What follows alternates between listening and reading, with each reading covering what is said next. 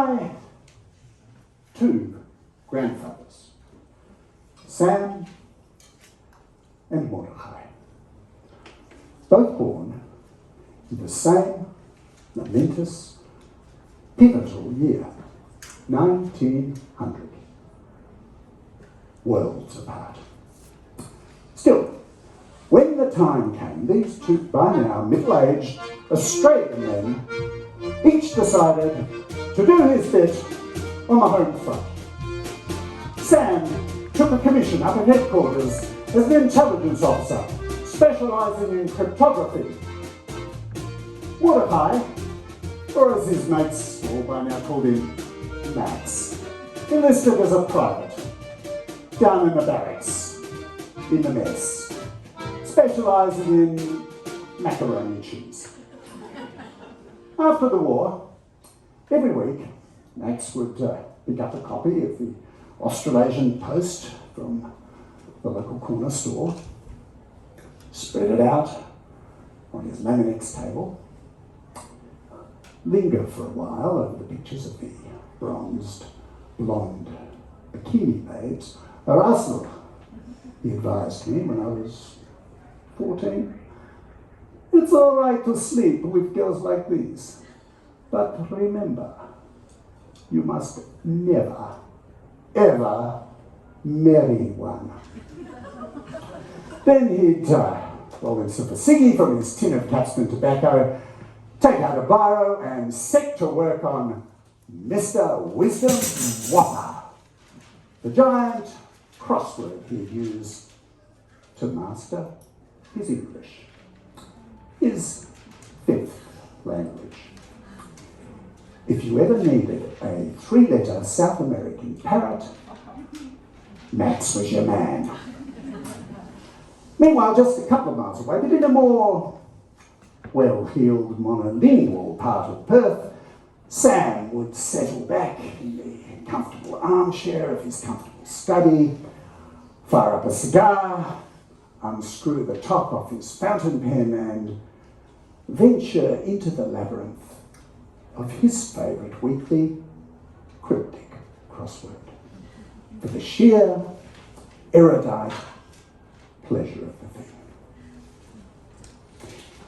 It was in that armchair on Sam's knee that he introduced me to the magic, the mystery of cryptic crosswords. And it was in that study, just a few years later, that Sam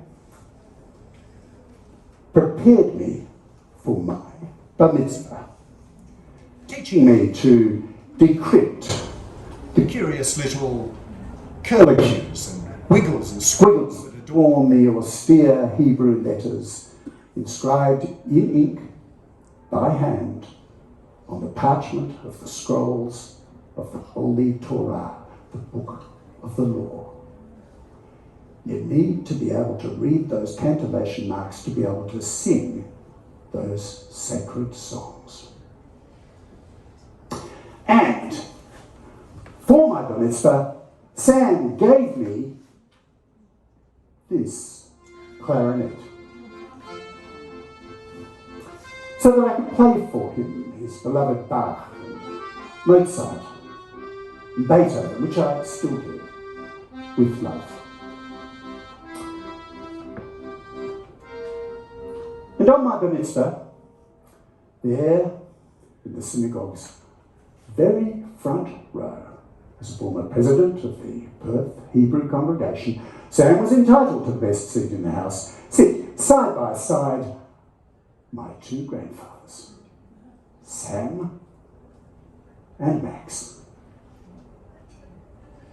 Shmuley and Mordechai,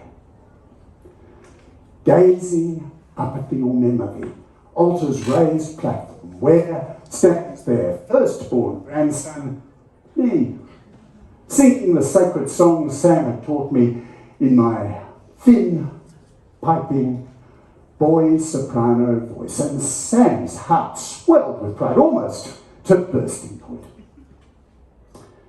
And then, just a few weeks later, It was Rosh Hashanah, New Year's Day, the most important day on the Jewish calendar, the day when the shofar, the ram's horn, is taken out of its locked cabinet and blares its thrilling fanfare to a congregation packed to the rafters.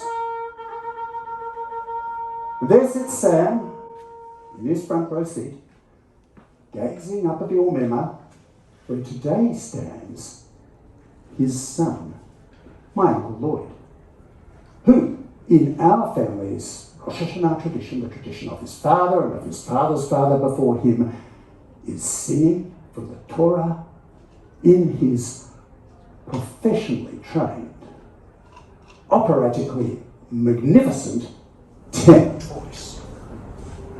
And today, Sam's heart swells with pride beyond bursting point. He suffers a massive heart attack and drops down stone dead on the floor of the synagogue in front of 1,000 masked souls.